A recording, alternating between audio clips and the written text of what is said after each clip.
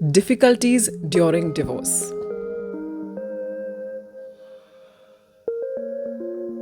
मुझे officially divorce लेना है, तो प्रोसेस क्या है इसका?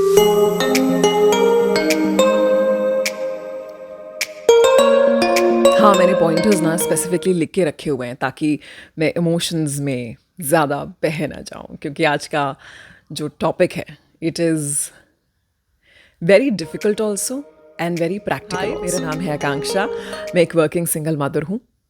मैं ना हमेशा सोचती थी कि ये मेरे साथ ही क्यों हुआ, वाई भगवान ने ऐसा मेरे साथ क्यों किया। फिर एक मैंने बड़ी खूबसूरत लाइन पढ़ी कि ऊपर वाला आपका हमेशा उसी चीज़ का, उसी गुण का टेस्ट लेता है जो आप में सबसे ज़्यादा होती है। और मुझे लगता है मेरे अंदर करेज सबसे ज़्यादा था। एंड शायद मेरी लाइफ का लार्जर पर्पस यही है कि मैं अपनी आवाज़ और अपनी वॉइस दे सकूं एक ऐसे टॉपिक के लिए जो इंडिया में अभी भी बहुत बड़ा टैबू है, and that is divorce. Welcome to my podcast, this episode difficulties during divorce. मैं कोशिश कर रही हूँ कि इस एपिसोड में, अपने पॉडकास्ट के इस एपिसोड में आपको बहुत ही जेनरिक और प्रैक्टिकल अप्रोच दे सकूँ, क्योंकि देखिए हर कपल अलग होता है। जैसे 5 उंगलियां बराबर नहीं होती हैं, ऐसे हर कपल की कहानी सेम नहीं होती है। उनके डिवोर्स के कारण अलग होते हैं, उनकी डिवोर्स की प्रोसेस अलग होती है, लेकिन कुछ जेनरिक मतलब जनरल डिफ़िकल्टीज़ होती हैं। और मेरा इस एपिसोड को बनाने का सिंपल सा मोटो यही है कि that we don't land up seeing more cases like Atul Subhash, so let's take a practical and human approach to it यार, कि दोनों में से कोई भी हर्ट ना हो, चाहे किसी की कितनी भी गलती हो। कोई भी इंसान इतना हर्ट नहीं होना चाहिए कि उसको अपनी जान लेने की नौबत आ जाए, है ना।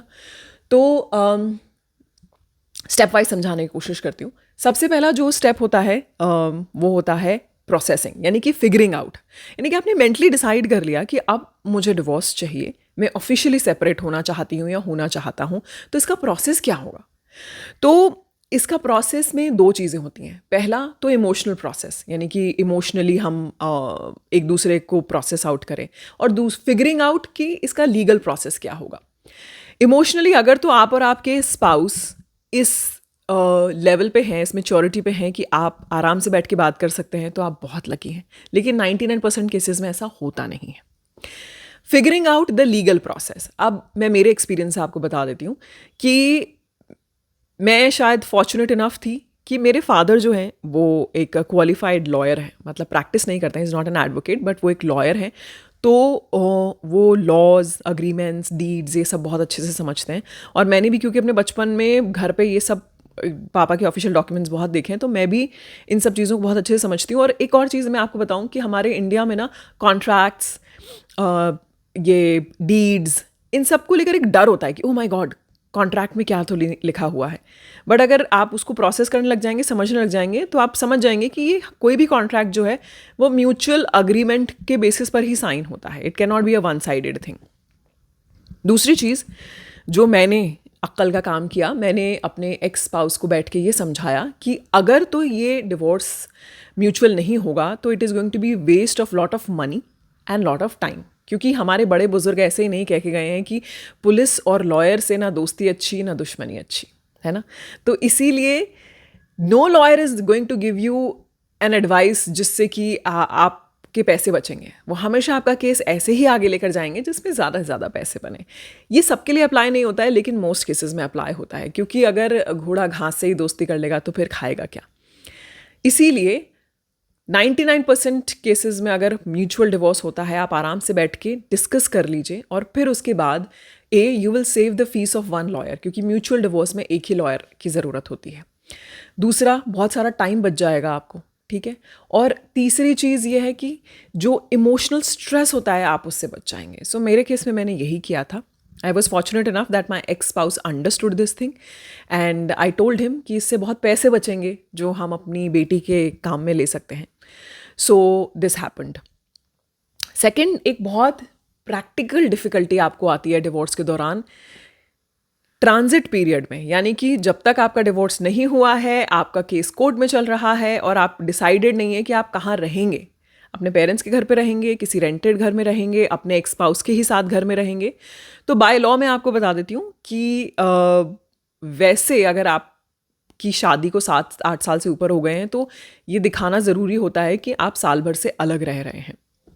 लेकिन जब तक आपका डिवोर्स नहीं होता है तो by Hindu marriage act women has got a right कि वो अपने हस्बैंड के घर में रह सकती है। लेकिन हर राइट जो है वो एक ड्यूटी के साथ आता है। तो देखिए प्रैक्टिकली तो ऐसा पॉसिबल नहीं होता है। तो मेरे केस में मैं आपको बता देती हूँ कि I stayed under the same roof with my ex husband during complete my divorce proceedings. Then not complete my divorce proceedings. For 6 months, I stayed under the same roof. And then rest of the 6 months, I shifted to another city. तो मेरे साथ अपने आप एक luck factor काम कर गया। जैसे मैंने अपने पिछले एपिसोड में भी कहा है कि जब आप किसी चीज़ को सोच लेते हैं ना कि मुझे यही करना है, तो फिर सितारे भी अपने आप अलाइन होने लग जाते हैं। तो मैं ऑटोमेटिकली मैं दूसरे शहर में शिफ्ट हो गई। तो ये मेरा होम ट्रांजिट का फेज़ रहा, यानी कि ट्रांजिशन का फेज़। तीसरा जो बहुत इम्पॉर्टेंट पॉइंट आता है वो आता है पैसा, यानी कि आप पैसे का डिवीज़न कैसे करेंगे, एक दूसरे से क्या आपकी एक्सपेक्टेशन होनी चाहिए।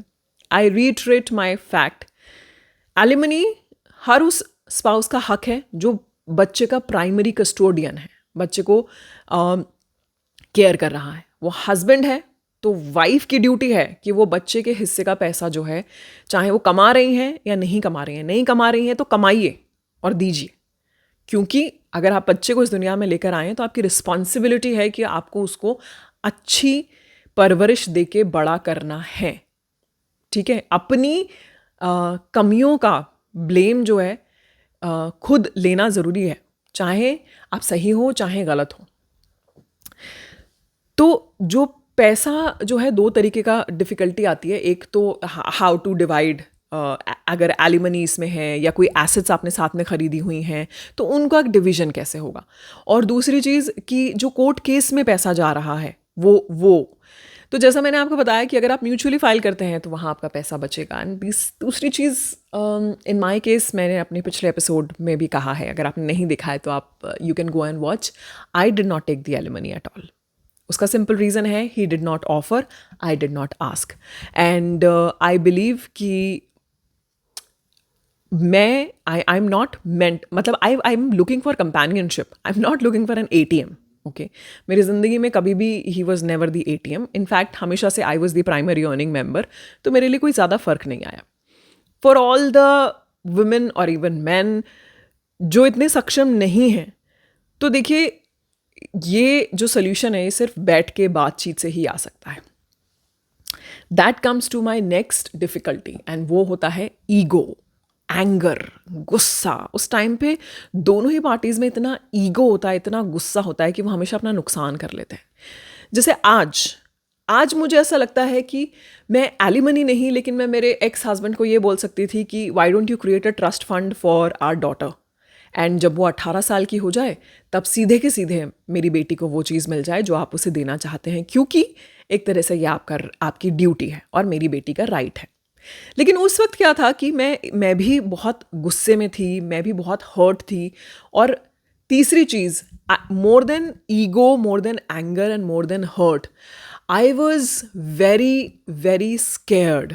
मैं बस अब उस ट्रैप से निकलना चाहती थी। मुझे लगता था कि बस अब कुछ भी हो जाए, मुझे बस इस ट्रैप से निकलना है, इसके लिए मुझे कुछ भी देना पड़ जाए तो मैं दे दूँगी। मतलब मेरी तरफ से अगर मुझे एलिमनी देनी है ना तो भाई मैं पैसे देने के लिए तैयार हूँ, बट प्लीज़ अब मेरा पीछा छोड़ दो। This was my personal experience. Her couple का ऐसा नहीं होता है। एक और बहुत बड़ी डिफ़िकल्टी जो आती है वो आती है कि टाइम वर्सेस डिसीजन, यानी कि कई बार डिवोर्स का डिसीजन आने में बहुत लंबा टाइम लग जाता है, बहुत सारे XYZ रीजंस की वजह से। तो वो जो टाइम पीरियड होता है ना, वो बहुत ही एग्जॉस्टिंग होता है, because neither you are married nor you are divorced. वो एग्जॉस्टिंग और आपके जो इमोशंस होते हैं उनको प्रोसेस करना ना बड़ा डिफ़िकल्ट हो जाता है। ऐसे में बहुत ज़रूरी होता है कि आपका एक सपोर्ट सिस्टम हो, एक वो सपोर्ट सिस्टम जो आपको बार बार ये समझाए कि ये एक वक्त है, ये निकल जाएगा, कि आज का ये टाइम है, ये निकल जाएगा। एंड मेरे केस में ऑब्वियसली मेरे पेरेंट्स, मेरे ब्रदर, मेरे sister, in fact to be very honest मैं बहुत ही फॉर्चुनेट हूँ कि मेरी एक्सटेंडेड फैमिली, यानी कि जो हमारे घर में चाचा चाची, ताऊ जी, ताई जी, बुआ, मौसी, नानी साइड के लोग होते हैं, दे ऑल्सो अंडरस्टूड कि यार अभी इसकी ज़िंदगी तभी अच्छी रहेगी जब ये डिवोर्स लेके अलग रहती है, ओके। लेकिन बहुत से केसेस में ये टाइम वर्सेस डिसीजन के बीच में जो होता है ना, कि जितने टाइम तक डिसीजन आ रहा है और वो जो टाइम स्पैन है आपका, कई बार 2-2 3-3 साल, मैंने लोगों के 5-5 साल डिवोर्स केस चलते हुए सुने हैं, देखे हैं इन पर्सन मेरे विसिनिटी में।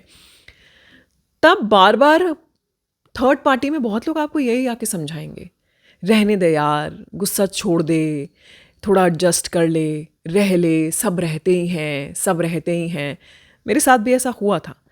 लेकिन देखिए उसमें क्या है, डिसीजन जो है, मैं ये किसी पर्टिकुलर जेंडर के लिए नहीं बोल रही हूँ, दोनों के लिए बोल रही हूँ, दोनों जेंडर्स के लिए बोल रही हूँ।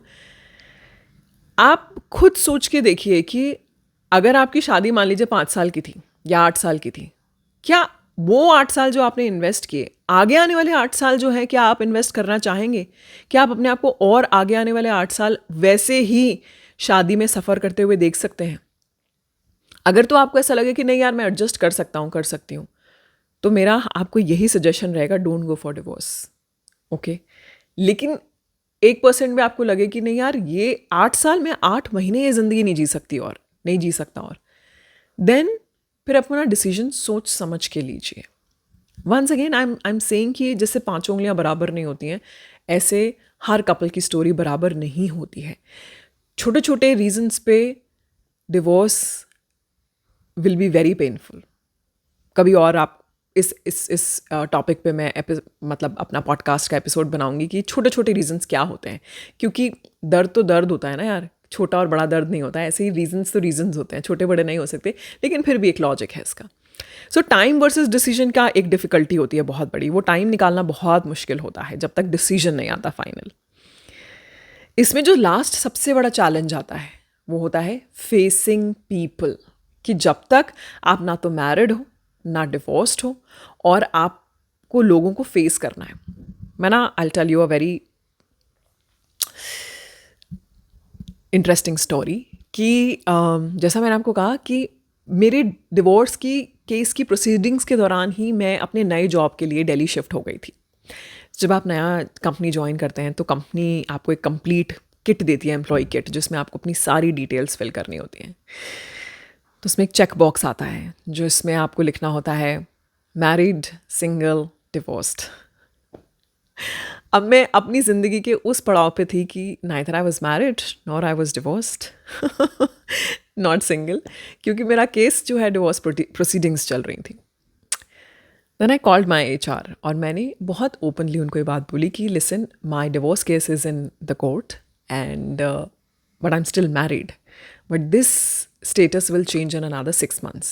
If this impacts in any manner your official records, you let me know.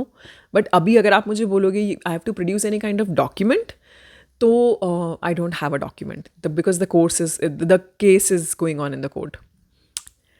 मुझे ऐसा लगता है कि वो इतना नया केस था HR के लिए। She said कि even I do not have any knowledge of this. मुझे भी HR हेड से ये डिस्कस करना पड़ेगा और बताना पड़ेगा। अभी के लिए आप ना इसको खाली छोड़ दो, इस टिक बॉक्स को। एनीवे वो चीज़ें आगे निकल गई। इस दौरान लोगों को फेस करने का मेरा मतलब ये है कि आपके अड़ोसी पड़ोसी, जो लोग आपको रोज़ देखते हैं, जिस सोसाइटी में आप रहते हैं, जहाँ आप काम करते हैं, देखिए आपके फ्रेंड्स और फैमिली तो फिर भी शायद समझ जाएंगे, लेकिन ऐसे लोग जो ना आपके फ्रेंड्स हैं, ना आपके फैमिली हैं, ना आपसे डिस्कशन करते हैं, उनको जो समझाना जो है वो काफ़ी डिफ़िकल्ट हो जाता है। मुझे लगता है समझाना ही क्यों भाई। और एक बात और मैं कहना चाहूँगी, देखिए आपके अड़ोसी पड़ोसी या आपके एक्वेंटेंसेस, आपके वर्क पीपल, जिन्हें ये पता लगता है कि आपका डिवोर्स केस चल रहा है, इट्स इन द प्रोसीडिंग्स, हर कोई बुरे इंटेंशन से नहीं आता है ना। हर कोई आपको बुरा नहीं फील करवाना चाहता। कई बार वो जेन्युइनली केयर भी करते हैं, इसीलिए वो शायद आपसे पूछ लेते हैं या बोल देते हैं। तो हर चीज़ को दिल से लगाने की ज़रूरत नहीं है। इनफैक्ट मुझे लगता है कि फेसिंग पीपल में 2 फेजेस होते हैं। एक जब आप सेपरेशन का फेज चल रहा है, आपकी डिवोर्स की प्रोसीडिंग्स चल रही हैं, और दूसरा जब डिवोर्स हो चुका है and then you have started living your new life. I think I would like to continue facing people in my next episode.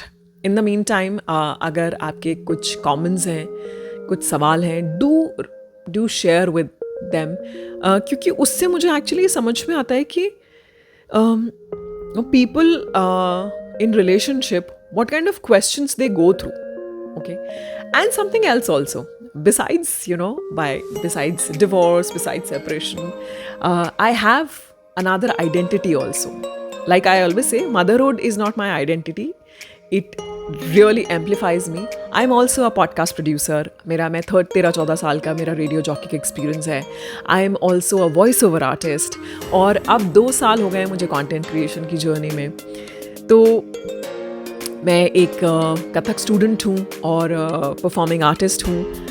ये सारी चीज़ों को लेकर भी अगर आपका कोई सवाल है, do write them in the comment section. I would love to answer. Thank you so much for listening and watching.